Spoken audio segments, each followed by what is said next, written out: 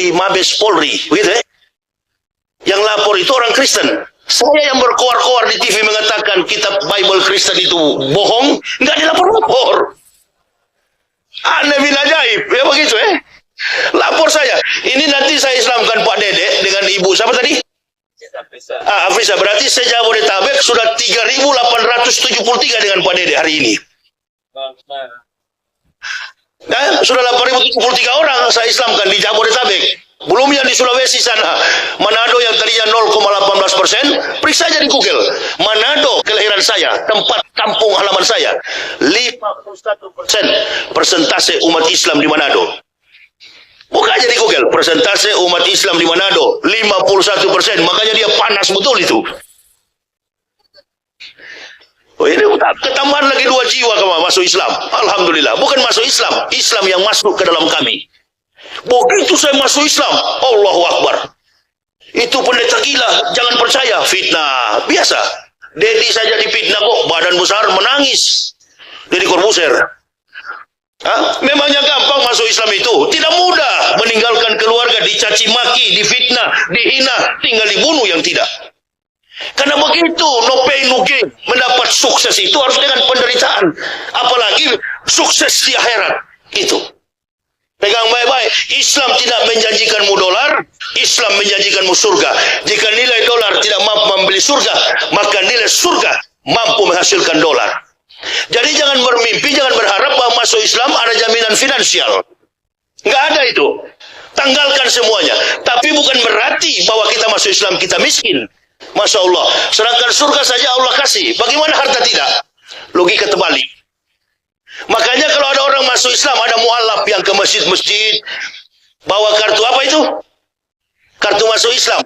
Dia datang satu masjid, dia minta uang. Itu bukan mualaf, kuwalat. Antum pikir ada juru selamat dalam Islam? Nggak ada, cari selamat masing-masing. Yang dorong sampah pakai kopiah, orang Islam. Jual bakso pakai gerobak, orang Islam. Saya begitu masuk Islam, keluarga di Manado langsung caci maki. Termasuk ayah kandung saya. Kamu lihat nanti ya, saya sudah datangi semua pendeta di Manado. Kami mendoakan 3 hari kamu mati. Ulang-ulang berapa hari? 3 hari. Pokoknya kamu mati ya. Memang nama saya Yahya, komandan. Dari sana, nama saya di ijazah.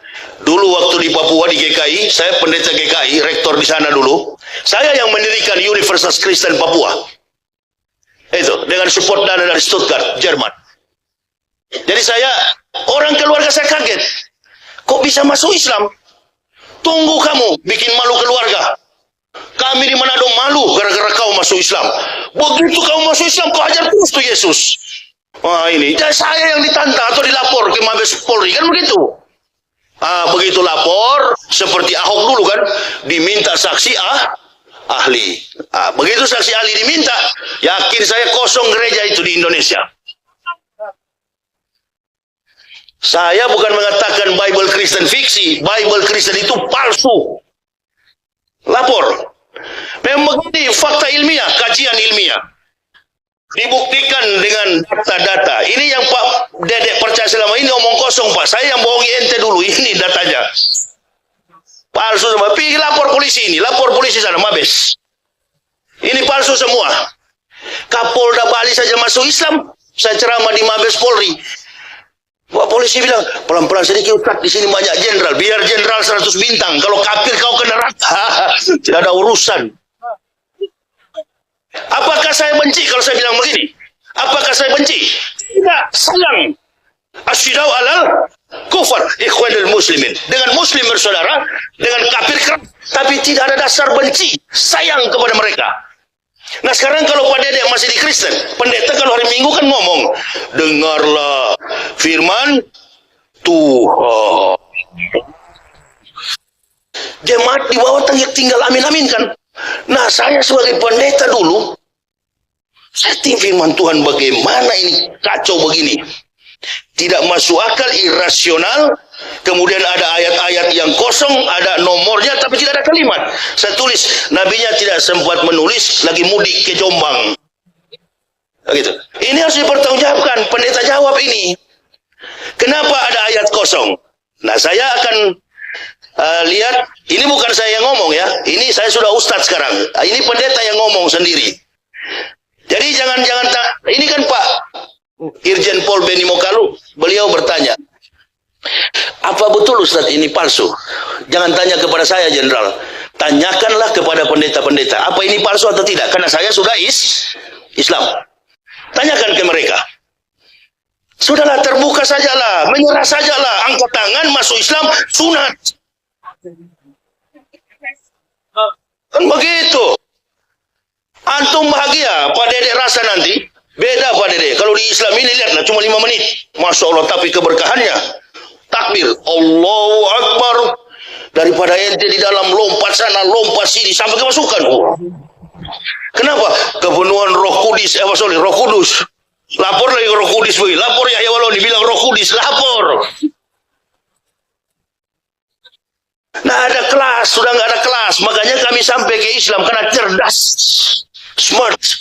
Nggak ada kelas lagi. Orang kalau sudah pintar pasti ke Islam, pasti ke Islam. Yakin saya, 1000%. Makanya kalau ada orang kafir mau bantah kita, nggak usah bantah Al-Quran. Al-Quran bukan kitab pembanding. You pelajari Bible-mu, kitabmu. Pelajari saja kitabmu, insya Allah antum kaliber, antum qualified dalam pemahaman kitabmu, antum akan dekat dengan Islam. Pelajari saja kitabmu, nggak usah belajar Al-Quran. Al-Quran ini bukan kitab pembanding. Al-Quran ini adalah kitab yang meluruskan segala yang bengkok-bengkok di dunia ini. Termasuk pindah ibu kota, di situ ada di Al-Quran. Udah kalau mau pindah-pindah aja lah, habis zuhur ini angkat kaki sudah. Kan begitu. Nggak ada itu. Al-Quran dipakai sebagai pelurus. Sifatnya universal. Bukan hanya kitab orang Islam. Al-Quran itu hudal linas wa bainati minal hudawal furqan. Al-Quran itu bersifat hudal linas bagi semua manusia. Sedangkan Bible Kristen ini tale plus superstition becomes nonsense. Dongeng tambah tahyul sama dengan omong kosong. Makanya di situ judulnya Matius, Markus, Lukas, Stefanus, Tetanus, Spiritus, Capticus. Antum tantang saya. Lapor saya bila perlu ke Barislim.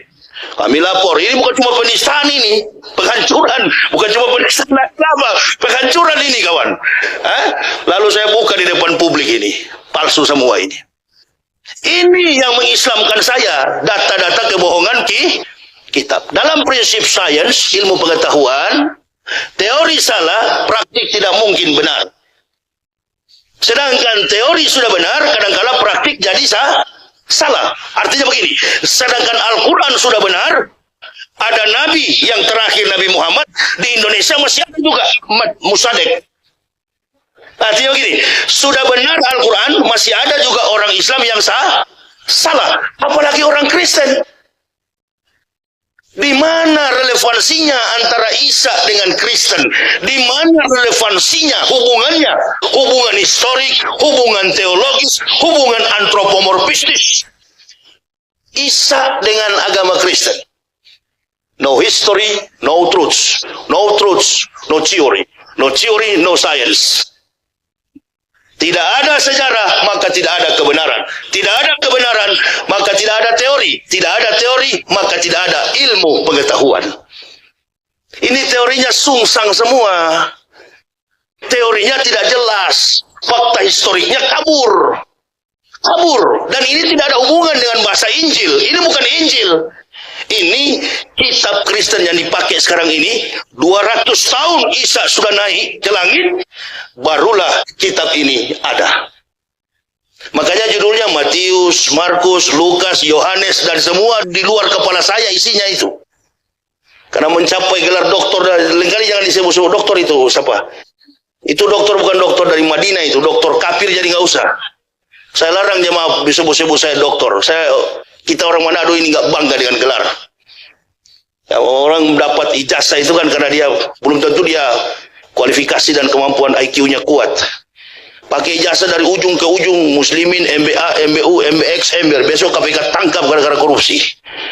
Ini kan orang suka-suka pakai gelar ini, apalagi gelar doktor begini. Ya, kemampuan itu. Tapi pernah belajar, pernah tahu tentang sejarah kitab para nabi. Kami pelajari, kami telusuri, dan kami yakini. Inilah pegangan hidup dan mati kami sekeluarga. Agama Islam. Keluar saya. Bayangkan secara psikologis, sulit bagi kami untuk tembus ke dalam Islam itu. Yang pertama, kalau kita baca dari studi antropologi budaya di Indonesia, satu-satunya provinsi yang paling fanatis beragama Kristen itu Manado. Dan pendeta-pendeta kaliber di dunia ini, khusus Indonesia secara nasional, itu di Manado sekolah pendetanya. Bukan di timur, bukan di Papua, bukan juga di Medan, di Sumatera. Pendeta-pendeta kaliber adalah di Manado. Itulah sebabnya saya, keluarga nggak percaya. Mati kamu Yahya. Saya sudah panggil 50 pendeta berdoa supaya kau mati. Berapa hari Pak? 3 hari. Berangkat ayah saya tahun 2010 ke rahmatullah, saya sampai sekarang belum mati-mati. Bagus kalau kita didoakan orang kafir, tambah sehat kita. Amin ya robbal. Tapi jangan kalau kita dikutuk oleh sesama bid'awatil fuqara'i, apalagi doa orang-orang miskin. Orang miskin yang beragama Islam, doanya tajam sekali. Kalau didoakan, kalau kita dikutuk, didoakan di tempat mati oleh kafir, alhamdulillah, sehat-sehat saya sampai sekarang. Malah bapak saya yang dulu kembali ke rahmatullah. Hari keempat saya telepon, saya belum mati kawan. Kurang ngajar Fardo men. Jadi kau belum mati? Belum. Ente katanya lebih dulu mau mati. Memang durhaka kamu. Berapa hari lagi? Bayangkan 50 pendeta taruh tangan di kepala. Berlutut sih. Ini pendeta-pendeta ini saya yang wisuda. Masya Allah. Terima kasih yang telah menonton video ini. Semoga bermanfaat. Jangan lupa like, komen, dan subscribe.